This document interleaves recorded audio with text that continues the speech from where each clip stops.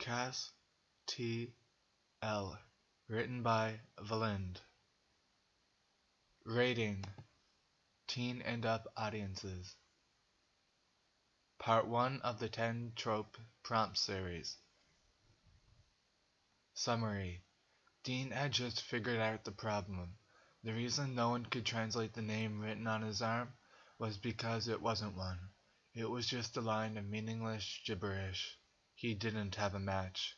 Notes: Thanks to Christi for repeating this for me.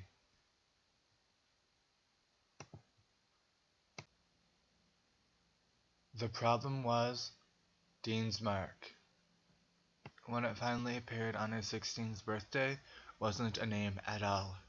At first he'd been excited, because he thought it must mean his soulmate, whoever they were, was from some exotic place on the other side of the world. But no matter how many books he looked through trying to decipher the mark, the weird squiggles on the left wrist remained a mystery. Dean lost track of how many trips he took to the library in whatever town they were holed up in to try and figure out what language it was. To start with, his dad would just wave him off, but when he kept coming back glum and empty-handed, John took matters into his own hands and came along.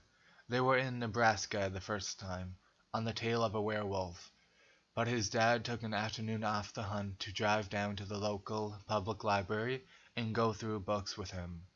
Dean was sure with his dad's help he'd have an answer. John Winchester was basically a badass detective. He was as good at figuring out mysteries as he was killing monsters. But by the time it was closing, his dad was just frowning. "Wherever this soulmate of yours is from, Dean," he said, "it's a long way from Omaha." Dean sighed and rubbed at the stubborn mark. "Yeah." His dad winked. "Cheer up, kid, we'll figure it out." At Dean's unconvinced shrug, he continued, "You know how many Marys I met before I found the right one? Having a weird name on your arm might be a blessing in disguise, you know." Dean hadn't thought of it that way. He eyed the dark symbols on his arm curiously. At least chances were he'd only meet one 13 squiggle line Z line squiggle in his life. No chance of confusion there. A few weeks later, after Dean had helped his dad deal with a poltergeist outside of Maine, his dad took him to a college library. "They've got books, one for grad students, stuff you don't see at the public libraries," he said, then lowered his voice.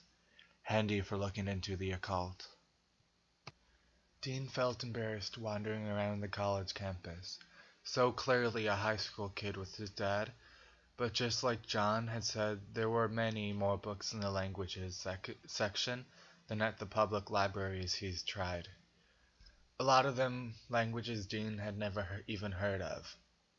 He'd been dragging his heels the last few times he trekked out to the local library to do his research, but looking at all the books around them, he felt hopeful again, sure they'd find something. And his dad seemed certain as well.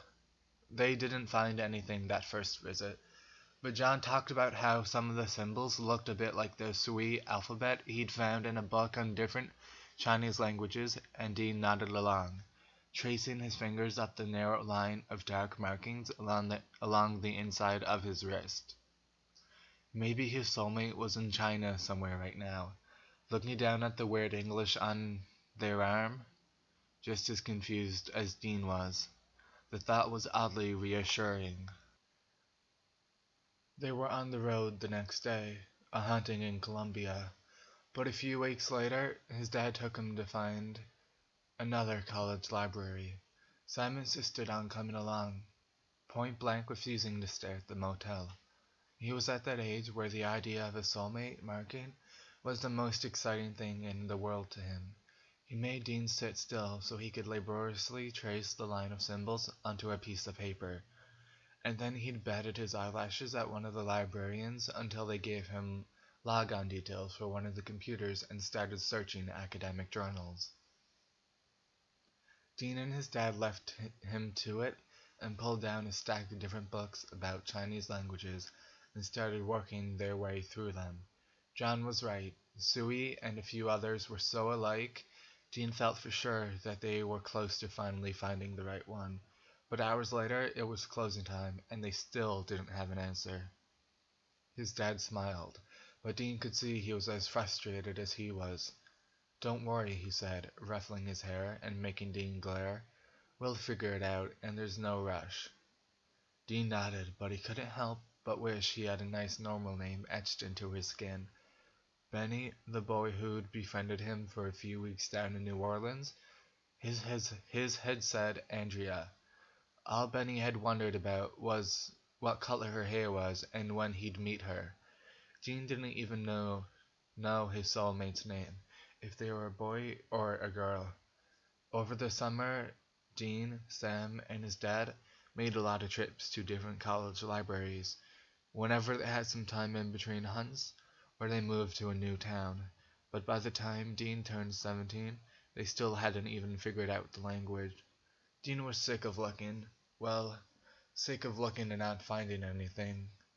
A week after his birthday, his dad finished a job early, and with the week already paid out at the motel had asked if he wanted to check out the library of some private college just outside the town.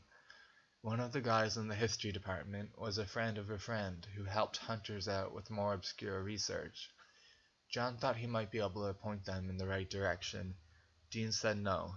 His dad frowned, but nodded. "Let me know if you change your mind."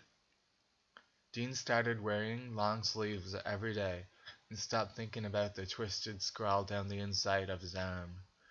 Occasionally someone would ask him about it though, and by the time he dropped out of high school and started hunting with his dad full time, he was telling girls at bars and guys he was sharking at pool increasingly exotic lies about it.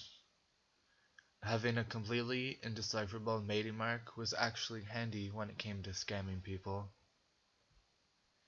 He would flutter his eyelashes and distract guys just as easily as girls without some obviously female name etched into his skin to ruin the effect. And if he played his cards right, it was a great sympathy draw. "My mate just looked just like you, but she's gone now." Or, "My mate had the same eyes color as yours, but I lost him."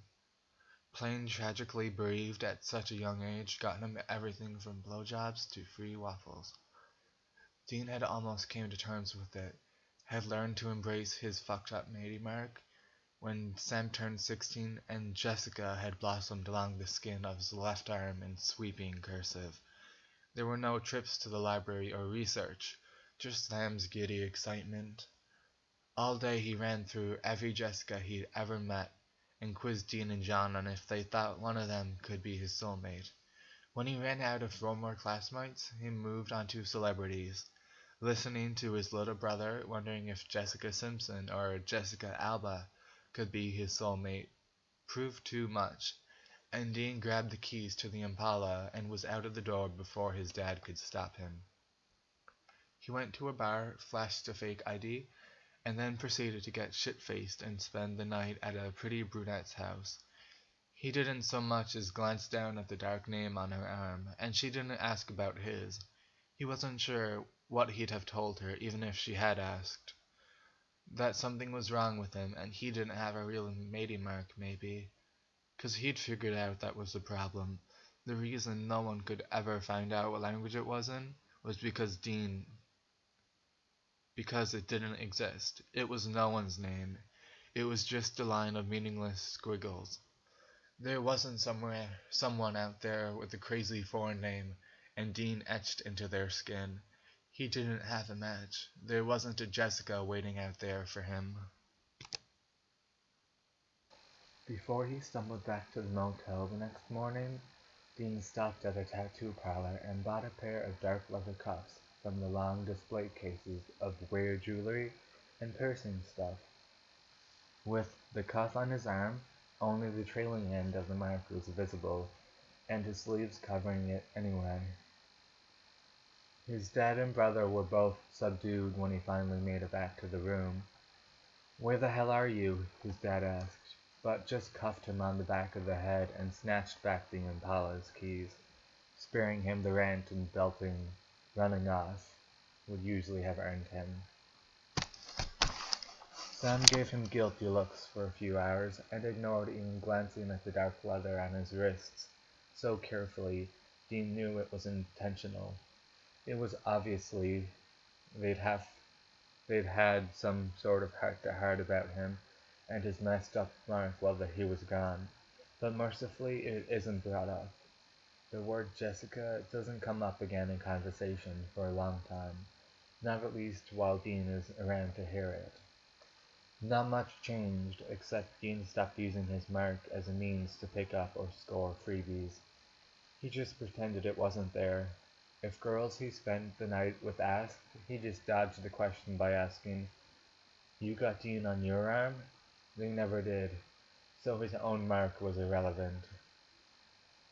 Occasionally, when he was showering or something, he'd catch sight of the symbols, dark against skin pale from the cuff, and he'd even touch them, or lift his arm and peer at them like somehow they would magically rearrange themselves into something that wasn't gibberish. But nothing ever changed, and he was left angry with a bitter hollow feeling in his chest. Apart from the occasional bout of drunken introspection, Dean didn't give much thought to it, or to soulmates in general. He spent his early 20s fucking anything that would move, and telling himself that he was happy driving from place to place with a revolving door of pretty waitresses and cute bartenders. He never looked at their marks and hardly ever gave them his real name, but still, when his dad went missing and he broke into Sam's house, he couldn't help but glance down at her wrist when Sam introduced his pretty blonde girlfriend as Jess. It was dark, but Dean could make out the curve of the S and the rise of the L of the Samuel that was scrawled up her arm in his brother's neat handwriting. It blew his mind a little. All of a sudden, this girl, this stranger, she had Sam's name, his mark, indelibly etched into her skin. He reached across his body and clutched at the cuff on his wrist without realizing. Old bitter pain reawakened. He was 26 and he didn't even have a name, let alone a soulmate. After Jess, Sam was as touchy, even more touchy, than Dean about his mark. Every time Dean saw it peeking out of his brother's sleeve, it was a little grayer. It could have meant two things. It could have meant Sam was going to have a half-mated mark until he died, the sign of a widower, or it could have meant that he was one of those people whose mark faded completely and was replaced by his second soulmate. They didn't talk about it either way. They knew his brother wasn't ready to think about Jessica being replaced with some other girl's name, even if that was what Dean secretly hoped would happen. A second chance at happiness for Sam. One Dean wouldn't fuck up for him. He didn't give his own stupid mark much thought at all. For a long time after that, it was Bobby who ended up deciphering it.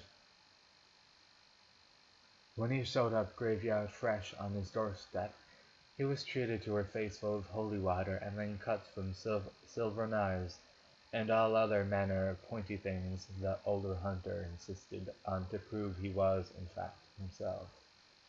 Dean was muttering darkly and nursing his sliced-up arm when Bobby suddenly caught hold of it, painfully and more or less yanked it out of the socket, dragging it closer. Dean yelped and Bobby stared down at his wrist with his eyes practically bugging out of his head. Dean's cuff hadn't been buried with him, but then again neither was his favorite knife, and his pendant and one of his silver rings were missing as well. He'd figured Sam had kept them as keepsakes or something. It wasn't something he'd given a lot of thought to, too distracted by his spontaneous resurrection and the deafening window-shattering thing that had been stuck in him. But it occurred to him that Bobby had never actually seen the marks. John and Bobby had been fighting around the time Dean got it, and there had been a few years when, beyond the occasional hunt-related phone call, Dean hadn't really spoken to or seen him. What the hell is this, boy? Bobby demanded, frowning fiercely. What? Dean snapped, yanking his arm out of the older man's bruising grip. My mark? Now's not really the time, Bobby. We've got more important things to worry about than my fucked up arm doodle. You're right, he grudgingly admitted, leaning Dean towards the study. But a marking goddamn Enochian something you might brought up in conversation. Dean froze. Bobby slumped down into his chair. What? He asked. Enochian? You can read it? Bobby huffed. Not fluent or nothing.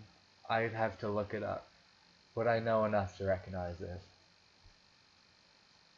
Once we figured out what the hell yanked you out of hell, I'll look it up for you. He pulled a half-empty bottle out of the dark desk drawer and poured himself a generous glass. Probably some new age hippie girl, he muttered darkly. Knowing you, your soulmate's probably a goddamn witch or something. Enochian, Bobby told him later on, was the language of angels. Supposedly, there wasn't any solid lore on angels, and the popular theory was that Enochian was either a load of bull or the result of some bored demons or ghosts or something. But still, he was able to translate the mark on Dean's arm. That night, the first night he'd slept in 40 years, Dean looked down at the dark mark on his arm and let himself wonder, like he hadn't since he was a teenager. Maybe his soulmate was some crazy witch. Or maybe the parents were hippies. Or maybe part of some weird-ass cult. It was a name, though. Ve une femme qui s'en grave Bobby had told him, horrifying him with the god-awful mouthful for a full minute before explaining it spelled out Cas-ti-el, the name of a little-known angel. It seemed almost fitting that on being pulled out of hell, Dean discovered his soulmate was named after an angel. Bobby couldn't tell him much else, couldn't even say if it was a girl or a boy's name. Dean didn't care though. It was a name. Somebody's name. There was a real live, living, breathing person out there with Dean on their arm. He had a soulmate. He wasn't broken. Blue, he thought vaguely right before sleep took him. He was pretty sure his soulmate had blue eyes. Cas-ti-el. It was a pretty name, really, even if it was weird. He wondered when he'd meet them.